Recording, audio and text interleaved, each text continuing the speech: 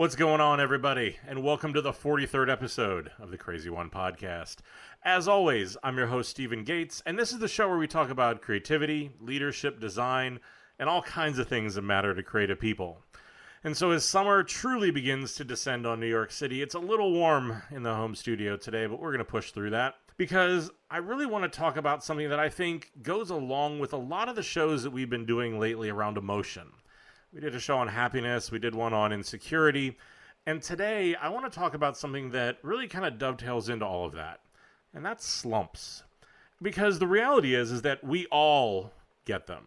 Trust me, I talk to so many of my peers all the time, and that we really struggle to overcome this. It's something that we have to fight through. It's something that we all have to fight through because it's just part of the creative process, and it's something that we all deal with. I mean, this show came out of the fact that this past Wednesday night, an incredibly talented, one of the most talented people who I know, somebody who absolutely has more energy than I've ever known, texted me and he's like, hey man, just love it if we could really catch up and talk. He's like, you know what, I've been struggling. He goes, I feel like I'm in a slump and I'm just not sure what to do about it. You know, could we spend a little bit of time and talk about it?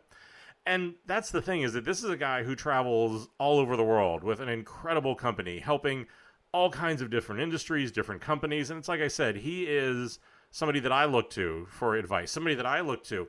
And so one of the things I want you to think about, and one of the things that honestly I hope that you get out of this show, is that no matter what your experience is, no matter the size of the brand you work on, the size of the team that you work on, we've all got the same problems. And I get a bunch of emails. I hear from a bunch of people that are always like, man, it's so great to hear that somebody who works at your level or somebody with your level of experience or whatever they think I've done, that you struggle with the same stuff that we do. And it's great to be able to hear that. It makes me feel so much better about myself.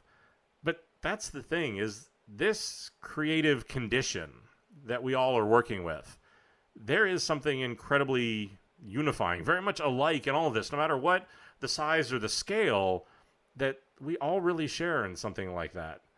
And that's why I said, is just because a lot of what I do, a lot of what these shows are, some of them are things where I think like, you know what? Yeah, that's something that we need to talk about as an industry.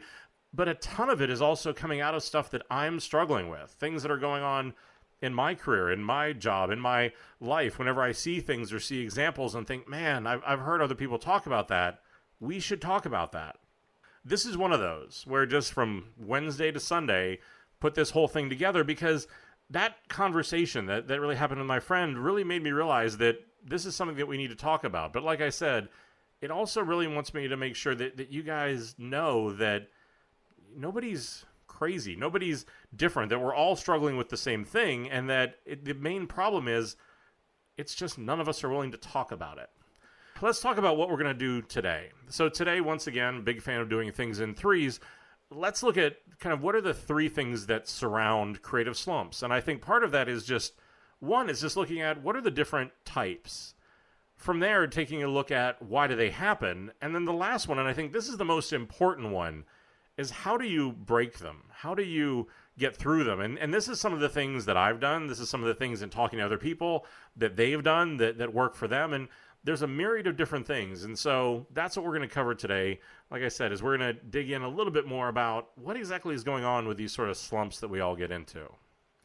We're going to start with just looking at, well, what are the different types are there? Because the reality is that, and the struggle is going to continue to be, is that everybody's creative process is different.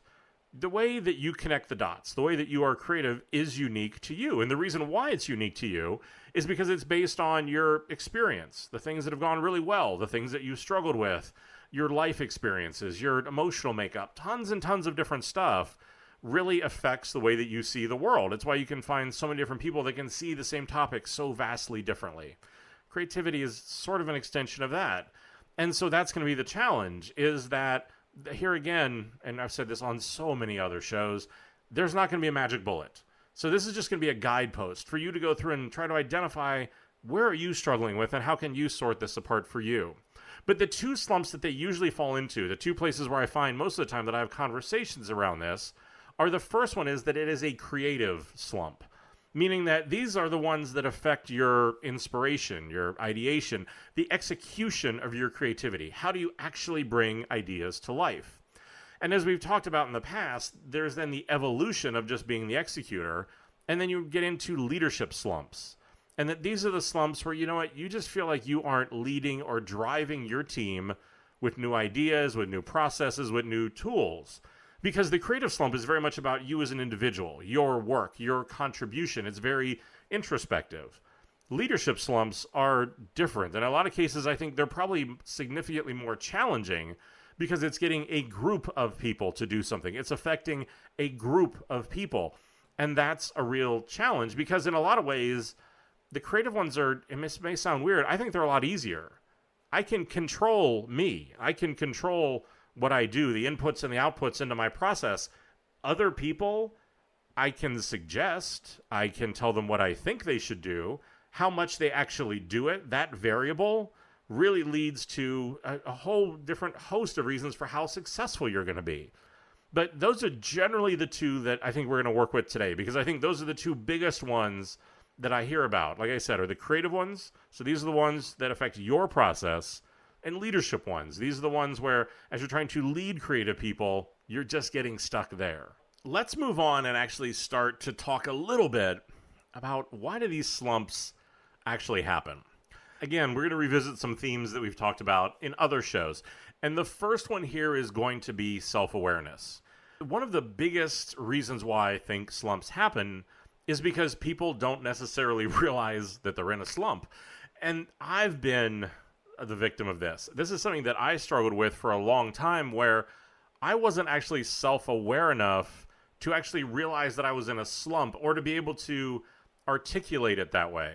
And this has been true of my work. It's been true of my leadership. I mean, hell, there are a couple of places it's even been true of my life where I wasn't necessarily really completely aware of how unhappy I was with a job or with something else until I had left and looked back and then went, oh my God, this is why I was in such a bad mood, or this is why I was so unhappy. All that I knew was that I wasn't happy. Work wasn't coming as easily as it used to, but I didn't necessarily realize that I was in a slump because it had happened gradually over time, that a lot of little things kept adding up. There wasn't some big calamitous event. And I think that's the challenge with slumps, is that a lot of times you just slowly end up there. It's not like all of a sudden someday there's some big event, some catastrophic marker, and you go, oh, that was the reason. My work was great, but after that one day, then everything went downhill. It's this gradual just numbness that comes with change, that comes with things that just happen differently. And we've talked before about that link between your emotional state and your level of creativity. This, again, is why I think these two are so interlinked, is because slumps will then connect to happiness. If you're not in a good mood, if you're not looking forward to going to work, if you don't feel like you're really in the zone, then that's the beginning of a slump. And it took me a while to see this. And it's why I do shows about emotions. It's why I do shows like this, which is talking about stuff that I don't see a whole lot of other people talking about, because a lot of it comes back to self-awareness and to understand how all this stuff affects your creativity. But that's the other reason why I think people don't talk about it, because there's not a magic bullet. You can't make a t-shirt with a saying on it in the end of it. There's not a catchy line you can put on a poster. There's a lot of things that really require you to be introspective. And this is why, as I've led teams, as I've managed people, you will see some people who really step up to this, who embrace it and really understand the challenge, and they will succeed. You see others who will just go like, oh, this is super easy. There's nothing big here.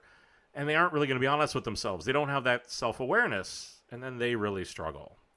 As we kind of like try to get a little bit more specific, because it for me, it's letting me off the hook a little bit too much just to go, hey, look, it's your process, it's your problem, you figure it out. I think that in general, there are 3 different things that I think lead to creative slumps. All of these link back to what we talked about in the episode on the role of happiness and creativity, where part of it is that you do need to understand, what do you need to be happy?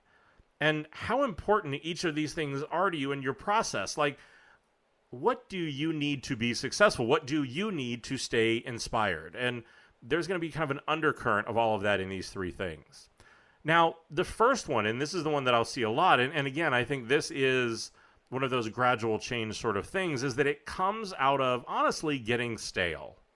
And by getting stale, I mean that as a creative, you're doing the same thing over and over again. And in a lot of cases, I think this is incredibly understandable because creativity is a double-edged sword.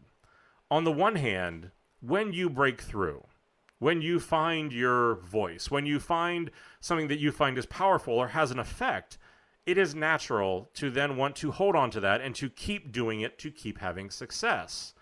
That's just natural because creativity is an anxiety-ridden profession.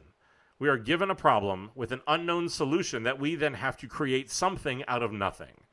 That is anxiety-filling. That is something that makes people nervous. It is something you have to learn to embrace, how to be happy, sort of being unhappy, or just being okay with that uncertainty.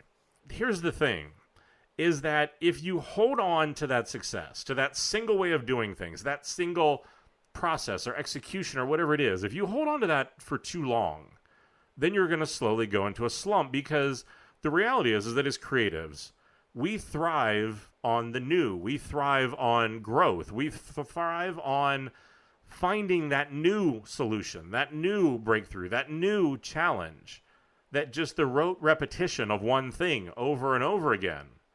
Well, that's what gets people to quit teams. That's what gets people to move on, or gets them personally very, very frustrated because they don't feel like they're growing. We aren't getting that endorphin hit of doing something new. It's a double-edged sword. It's a push and pull, because on the one hand, it's comforting. It is good to know that I do something that is successful. And you don't want to throw the baby out with the bathwater. You don't just want to every time say, okay, look, I'm just going to start completely fresh. Very, very few people do I know who are able to have that sort of creative process. So how do I hold on to some of it? But at the same point, how do I push myself? How do I push my work? How am I somehow dissatisfied to keep myself moving forward? And here again, that's a very tedious emotional balance, because if all of a sudden I'm unhappy all the time, then the insecurity takes over, the frustration takes over, then all of a sudden I'm not happy. I may be doing kind of more of this good work, but maybe it's being too disruptive. But that's one of the reasons why. It's just because you stayed in one place too long. You haven't really challenged yourself in too long. The next one is then probably a little bit of a derivative of that. And what I'll see is that I'll see people who get a little bit too isolated in their work or in their process. And here again, I think that it is an understandable reason why this happens, because as we said before, your creative process is personal. So it's understandable why it might be something that actually might start to work against you if you get too caught up in it. You know, I've been with a lot of creatives who get really too introverted, too wrapped up into themselves, too just into their own way of thinking and up into their own head. And they become very, very isolated. They become something where they want to work on something. They want to craft it until it is perfect, until they really feel like it's okay. And for some people, that takes way too long. Or again, they fall into that double-edged sword where they stay very introverted because they found success with that, and they don't want to be uncomfortable because change makes you uncomfortable. But here again, after a while, that isolation starts to work against them. Because the reality is, and this is at least in my experience, and with all of this stuff, look, I'm an audience of one. I'm not beginning to say that I'm the be-all and end-all for the answer on this stuff. But for me, whenever I look at my book, whenever I look at my work, the stuff that has been the most successful hugely, hugely embraces the fact that creativity, at its best, is a team sport. That it is something that we need to do as a group. I need other opinions. I need people who can push me forward. I need those other sort of things, because if I become too isolated, if I become just that solo practitioner, my work doesn't evolve. My frustration grows that I'm too cut off, that I'm just simply trying to do this through this happenstance of trying to find things, and that the isolation really doesn't work terribly well for me. I think it works great. If you're a fine artist, if you're doing things like that, you know what, in that case, it probably works great. But for those of us who do commercial work, those of us who are doing more commercial design and more commercial creativity, it's something that's different, and the team really can help you with that. The third one comes from, here again, and this is a bit of a slant on what I said before about self-awareness. Because I think with all of these, with all three of these, they are portions of your self-awareness. Are you self-aware enough to understand if you're doing things over and over again? Are you self-aware enough to know if you're getting too isolated? But the last one is, are you self-aware enough to genuinely understand your process and to understand what do you need? Partially to be happy, but also, do you know what you need to inspire yourself? Because here's the challenge.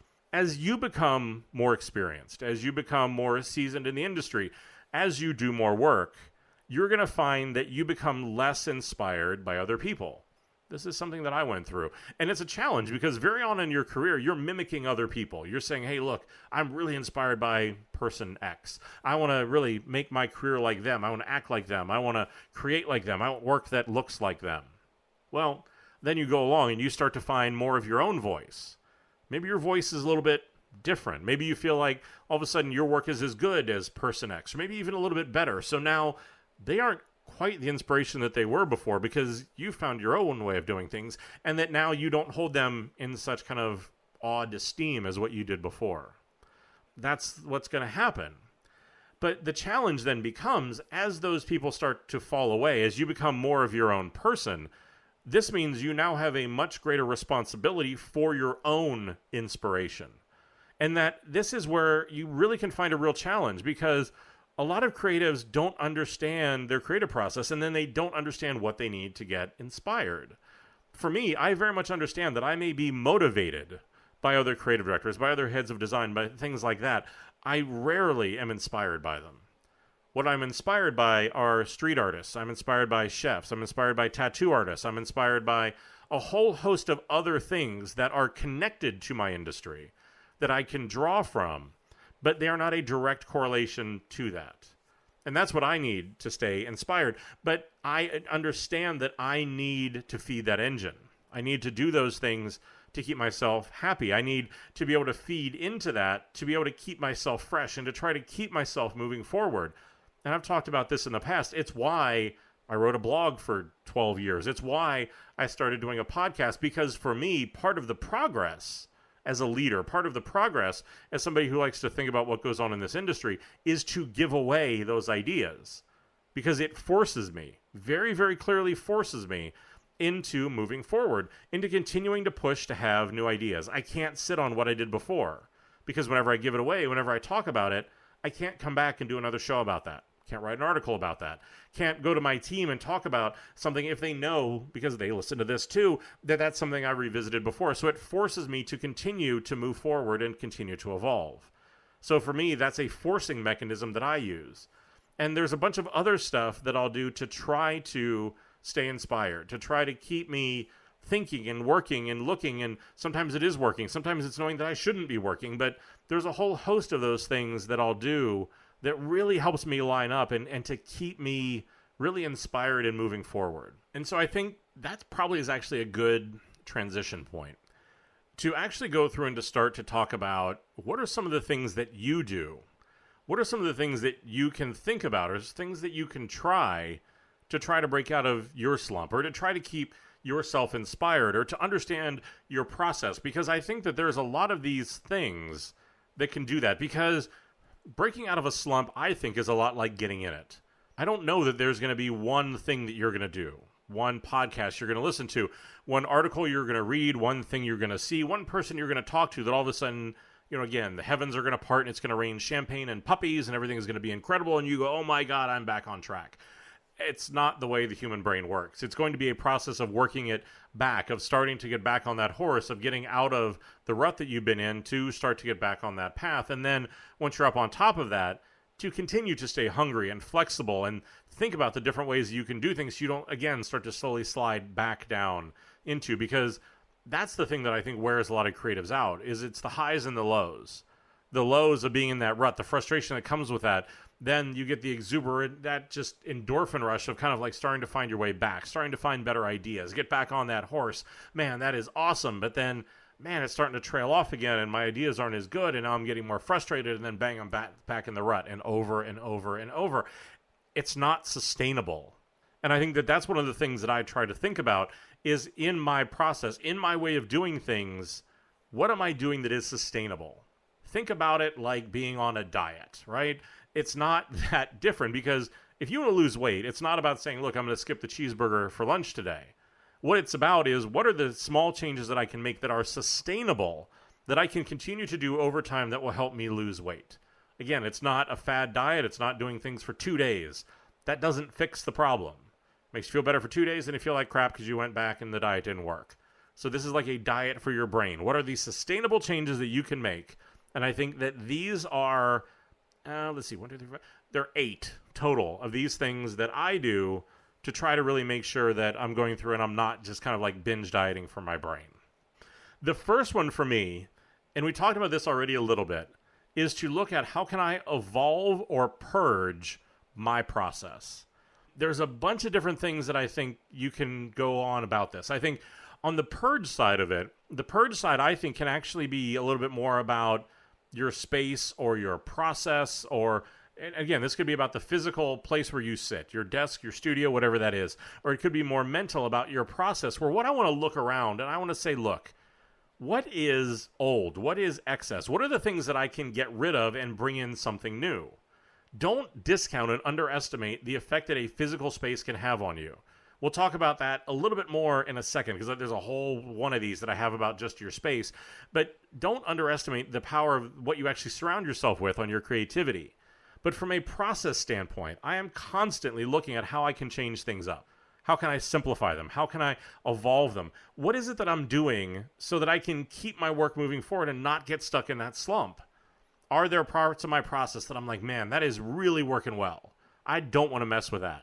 But then maybe there are other parts of it.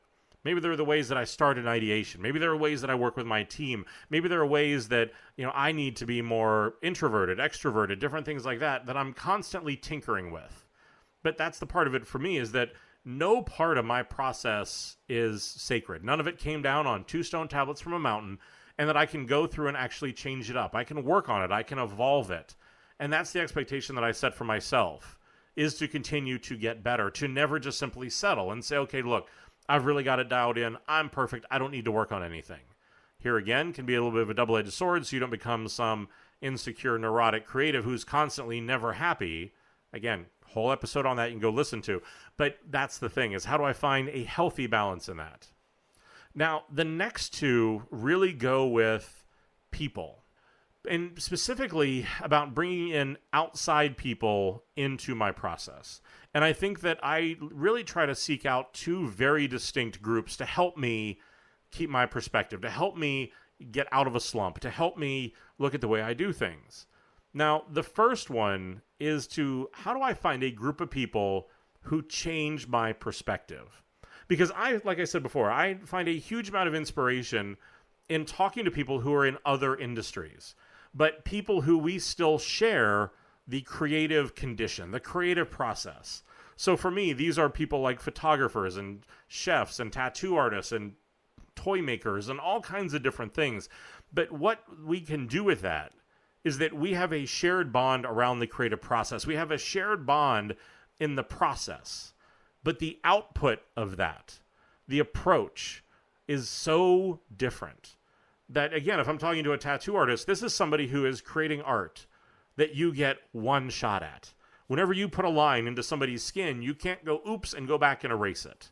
So the output of that, the process of that, the mentality of that, very, very different. And so those are the people that I want to find. Those are the people that I want to seek out and surround myself with and have lunch with on a regular basis and reach out to and talk to. Because for me, they give me a different perspective. And I find a huge amount of inspiration and insight in those conversations. Because whenever you're talking to them, maybe we have the same problem. Maybe they're struggling to get out of a slump. But because the output is different, it lets me see things differently. I'm not blinded by just simply talking to somebody that does exactly the same thing that I do. Because sometimes you can rationalize too much. You can identify too much. So again, I want somebody where there is a shared core of creativity, but I want them to do something slightly different. I want to seek these people out and regularly engage with them so that I can use this as a touch base and just a way to be able to talk through what I'm going through and get their perspective on it. The other group of people that I'll do things with, the other group of people that I want to seek out, those actually are the ones who have a similar job to what I do. Because like I said before, creativity can be isolating. And in a lot of cases, it can be hard. It can be uncomfortable. It can feel like you're taking a risk to go through and actually share something who does a job that's similar to yours.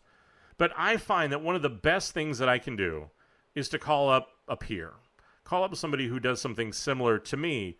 Go grab lunch, grab dinner, grab a drink, and just really talk through what it is that we're both dealing with. Because the thing that I found time and time again is that I will talk to heads of designs of other big companies, of other small companies, and that as we will kind of get through the pleasantries, we get through the small talk, and as we then start to talk about what is our day-to-day like, what are the struggles that we're having with building a team, with building belief, with working with creative process, with working with clients or management or politics or silo, all this stuff that comes with being a creative inside out of an organization. The thing that inevitably happens is you go, oh my God, I have that happening to me too, and here's what I did about it. Or I have that happening and I haven't figured that out. But after 45 minutes or so, all of a sudden, inevitably, somebody will say, you know what? I thought I was crazy. I thought I was alone. I didn't know that anybody else had that problem. I've been racking my brain about that. And I'm just as guilty of it. And I think a lot of people are, where you somehow you enjoy the challenge. You enjoy the isolation a little bit too much. And it's only in that moment, this cathartic moment, whenever you can actually then go out and when you can talk to somebody and share the struggle that you're having, do you know that you're not alone? And I referenced this in the beginning of the show as we talked about the creative condition, as we talked about how everybody isn't as unique, everybody isn't as isolated as they want to believe. This is true at all levels. This is true of all roles. And that in a lot of cases, finding somebody who does something similar to you, to have that conversation, to have that perspective, to feel like you aren't alone in this. And a lot of times it requires you to find somebody who works at another company. Because inherently people will feel like, well, if I talk to another designer where I work, if I talk to another copywriter, well, maybe they're going to tell my boss, maybe they're going to tell somebody that I'm not happy, maybe, this isn't going to go very well for me. But if it's with somebody who's a friend, somebody that's a peer and they work at another company, there's a catharsis that comes with that because you don't feel like you're risking that. You don't feel like maybe you're putting your career or your reputation or things like that in jeopardy, maybe the way you would if it was somebody at your own company. So it's something, like I said, to this day, I lunched with a very good, old friend of mine who runs a group very similar in size to mine. And I think the 45-minute lunch turned into over 2 hours, at the end of which we said, that it felt more like a therapy group or something, but how great it was for us to have this conversation because we've both felt so much more sane from it. The next few are going to be a little bit more tangible. The next few are going to be a few things that I've done that I find really help kind of clear my head or will kind of break me out of a slump and do things like that. Now, the first one for me is to try out different tool sets, different ways of working. Because one of the things that we said before is that, if you like your process, then it's one of those things where you tend to have a certain set of tools, a set of applications, a certain way of doing things that you've done for a really long time. Now, let's use it as an example, me creating this show. Now, I've done this show for really, what has it been? About a year, 43 episodes, so not an insignificant amount of time. Whenever I started doing this show, I did everything in Evernote because that's where I lived. That's where I took notes. That was the easiest place for me to do it. And we started there.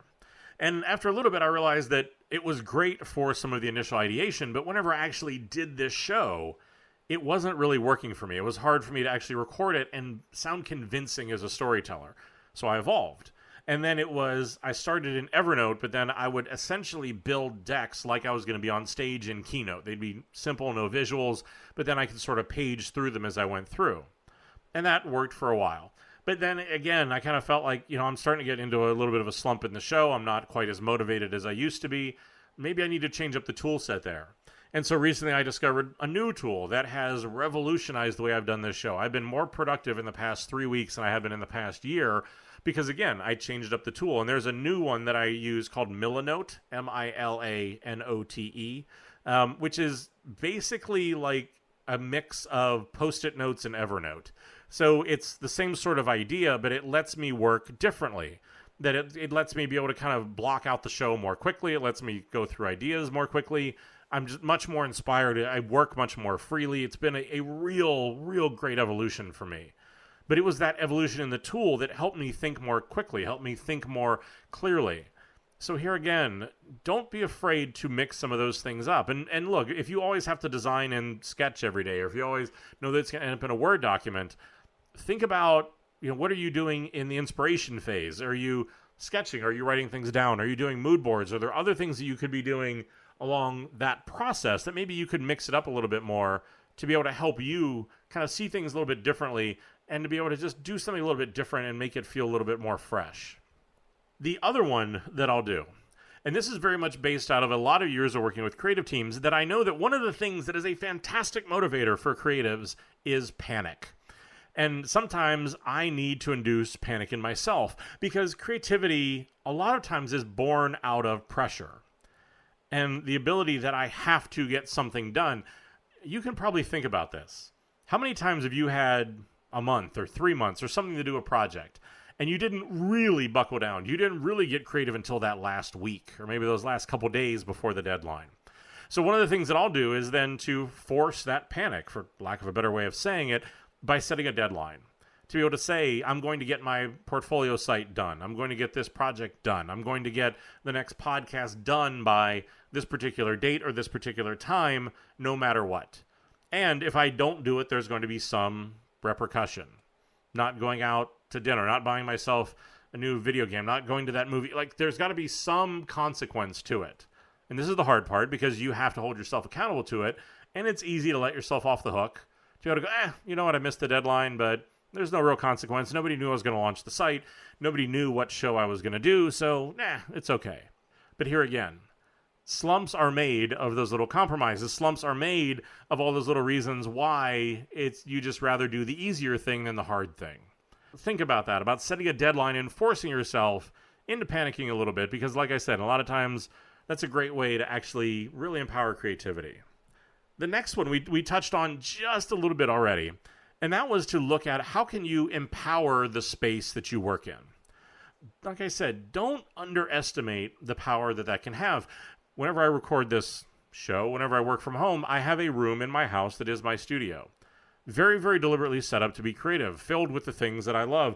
Very much a lot of stuff you don't find in the rest of the house. Very design-oriented, very oriented just to me, because what it does is whenever I walk through the door of my studio, it very much puts me really in the creative mindset. That whenever I come in here, I come in to create. I come in to work. It is not a room I hang out in. There is not a TV in here. It's not a room where I just come in to fart around. Whenever I'm in here, I'm here to work. So it clearly sets the stage. It sets my mind. The moment I come through that door subconsciously, that I'm here to do something. I'm here to create. I'm here to work on a design. I'm here to record a podcast. I'm here to do something that is going to be creative. And that's what this space is for. But I've also gone a little bit step further because I understand my process. I understand the way that my brain works. So I've actually organized my studio to mirror my brain. And what that means is that half of my office is for visual inspiration. The other part is for the logic and the thinking behind the inspiration. So the half that is for the visual inspiration, this is a series of kind of crit rails where I can be able to kind of pull visual source. I can pull different materials, and I can basically make a mood board that I can put up and to be able to look at and start to work on for the various projects that I'm working on. The part that's about the logic and the thinking, because at the end of the day, I absolutely understand that great design is a visual expression of great thinking, and that if I don't have that foundation, no matter how pretty I make it look, it's not going to work. And what I do is that the other half is a whiteboard. And it's a whiteboard where I can write out the problem, I can write out the thinking, I can evolve the logic and the base and the approach underneath all of the things that I'm doing. And for me, this is really something that works really well. Because from my process, each side of my brain feeds off the other. I start with the foundation of the thinking. I write out the problem. And then once those ideas start flowing, I really try to embrace that. Try to find the areas of opportunity. What are the insights? How can I map those out? How can I create some how might we statements I can start brainstorming against? But at a certain point, naturally, that's going to start to trail off. And so whenever that side starts to slow down, then I can switch. And I can work on the visual side, and I can start to build that up, and I can start to think and try to figure out conceptually where separate visual directions I can start to invest in and explore. And whenever that starts to slow down, then I can go back to the thinking. It's this ping-ponging back and forth between the two, letting each side feed the other. That the thinking feeds the visual then feeds back to the thinking, and the back and forth between those is where I'll oftentimes start to really find interesting insights, start to find unique directions, start to find things that maybe weren't plain. And at the same point, it also gives me the ability to walk away from it all. Spend a day or two not looking at it, then come back in and look at it with fresh eyes. But to have my brain all up on the wall. Because there's something for me about the physicality of it, the fact that it is out in the open, that I can interact with it, that I find incredibly inspiring, that I really find it makes it so much easier for me to work. So for me, I've empowered my physical space to help my process, to understand that that's what it is that I do. And then because of that, it really helps me with my ideas. Now, the last two are going to be much more about, again, how do you load up the machine? How do you kind of care for the instrument? Because if we were singers, if we were performers, you would talk about your voice as your instrument, as needing to care for it, as needing to do these sort of things that would really take care of it, because that's the thing that drives the engine. That's the thing that makes you money. I don't think creatives think about our gift, about creativity that way, that it's something that needs to be cared for, that it's something that needs to be focused on and fed and really kind of pruned and thought about. So one of the things that I'll do to really help me stay inspired are to do what I call mental health days or inspiration days. Because I think sometimes the best ideas come from when you step away. You focus on something else. You let your brain stew on the problem that you have and just let it run free a little bit. But I think it's also really important to go out and to find inspiration, to find energy, to find other things that help fuel you, to fill you up, to keep you going. So in a lot of cases when I'm stressed or if I'm in a slump, I'll take a day. And what I'm going to do is I'm going to go out and take a break. And I want to go out and get inspired. Maybe it's going to a museum. Maybe it's having lunch at a great restaurant. Maybe it's going shopping at some new interesting retail experiences. Maybe it's out going looking at street art. Maybe it's going and talking to a friend of mine that's in a different industry. Maybe it's all of these things. But it's the recognition that at regular intervals, I need to care for my instrument. I need to keep myself inspired. I need to keep myself fueled up. And that this is a real part of the process because I have to protect my creativity. Because the bottom line is nobody else is going to. At no point have I ever worked for a company that said, you know what, creativity is really important, and we know that you're stressed. You know what, why don't you take a day off and go get inspired?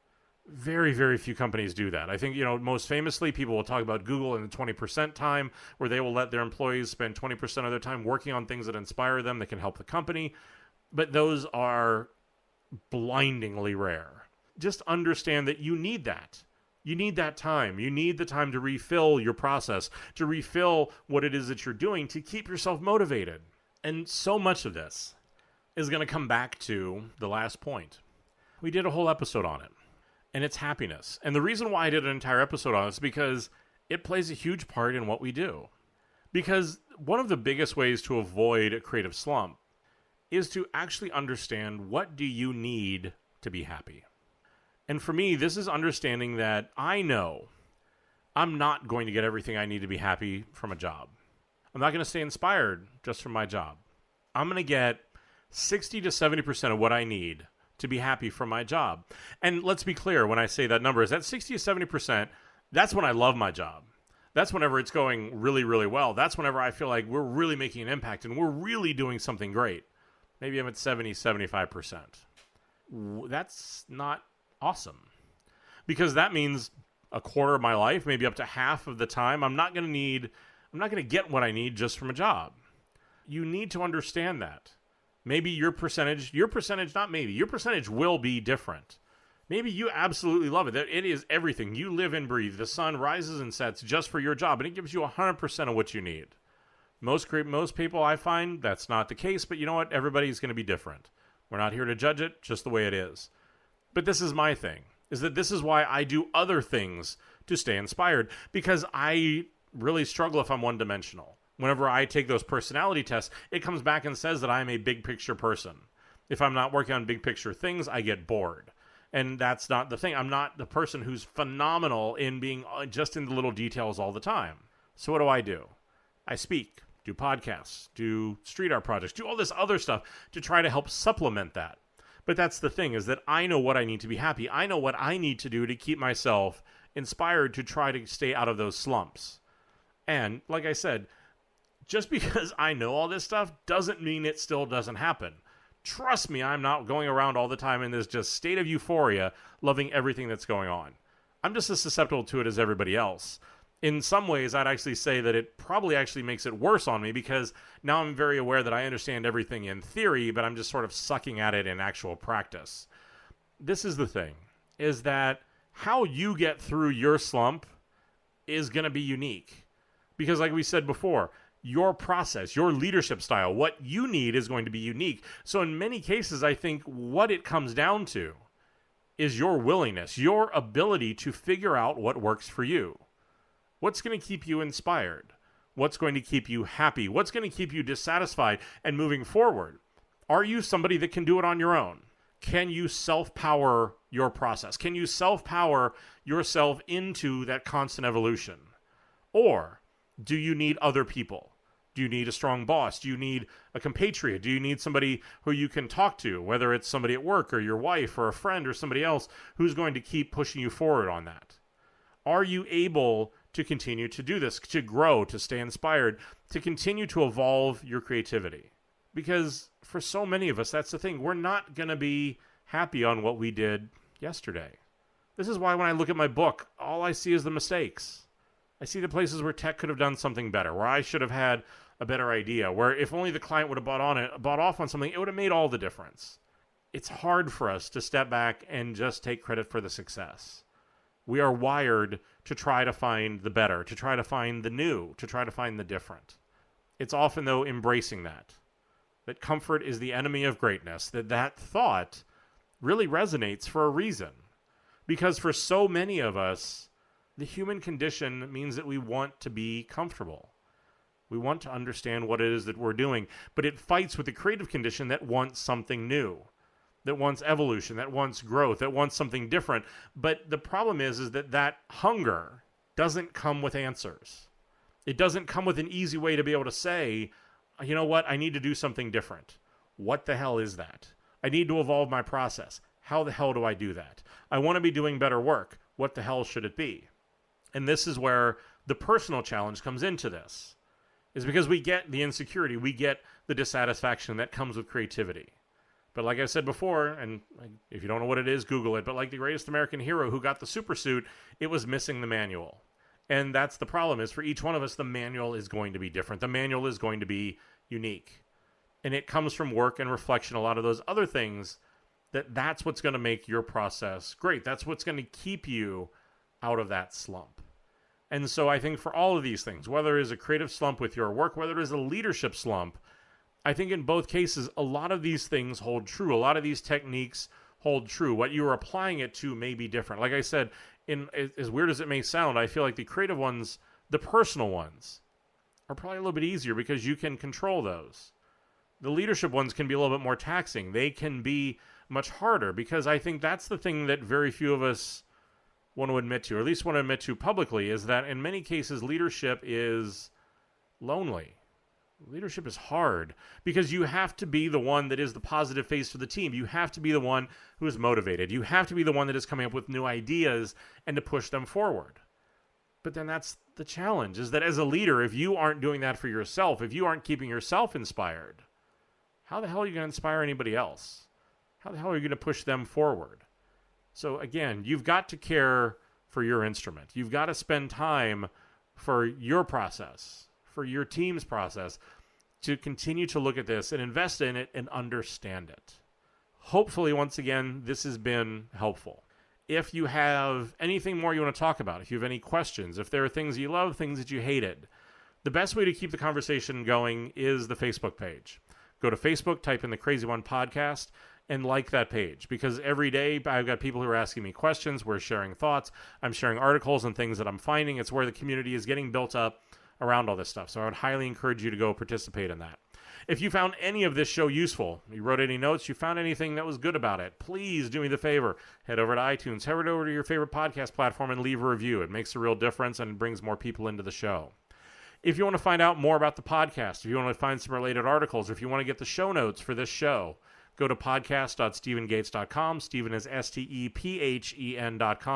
Whenever the show goes up, I put up some really extensive show notes. You can always go check those out. As always, the boys down in legal want me to remind you that all the views here are my own. They do not represent any of my current or former employers. These are just my own thoughts. And finally, I say it every time because I mean it every time, but thank you for your time.